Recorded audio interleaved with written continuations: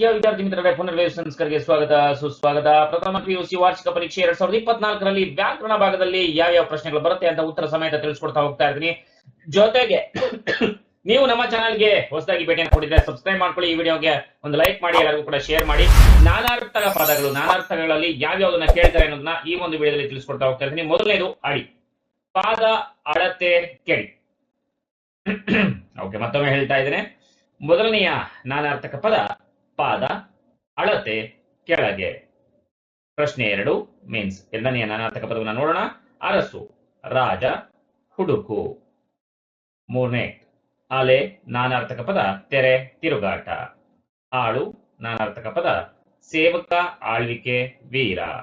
ಉಡಿ ನಾನಾರ್ಥಕ ಪದ ಮಡಿಲು, ಪುಡಿ. ನಾನಾರ್ಥಕಗಳು 6ನೇದು ನೋಡೋಣ. ಊರು, ತೊಡೆ, ಗ್ರಾಮ. ಎರಗು ನಮಿಸು, ಮೇಲೆ ಬೀಳು. ಹೊರಗು ಆಸಿಸು, ಮಲಗು, ತಾಯು. ಗುರು ಶಿಕ್ಷಕ. ಗ್ರಹ 2 ಮಾತ್ರೆಗಳ ಅಕ್ಷರ, ಭಾರವಾದ, ವಾರ. ವಿದ್ಯಾರ್ಥಿಗಳೇ, ನಾನಾರ್ಥಕ ಮತ್ತು ಸಮಾನಾರ್ಥಕ ಪದಗಳಲ್ಲಿ ಏನನ್ನ ಬರೀಬೇಕಾಗತ್ತೆ. ಒಂದು ಬರೆದ್ರೆ ನಿಮ್ಗೆ ಮಾರ್ಕ್ಸ್ ನ ಕೊಡೋದಿಲ್ಲ, ನೆನಪಲ್ಲಿರ್ಲಿ. ಓಕೆ.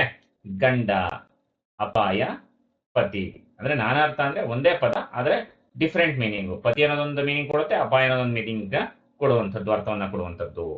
ಗುಂಡಿ, ಕುಳಿ, ಹಳ್ಳ, ಬಟನ್, ಚೀಟಿ.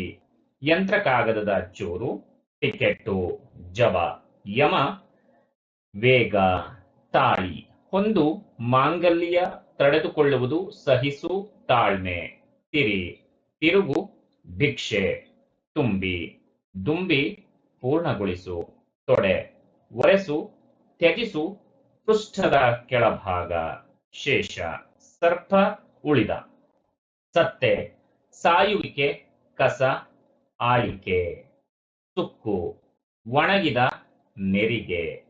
ಸುತ್ತು ತಿರುಗು, ವೃತ್ತ.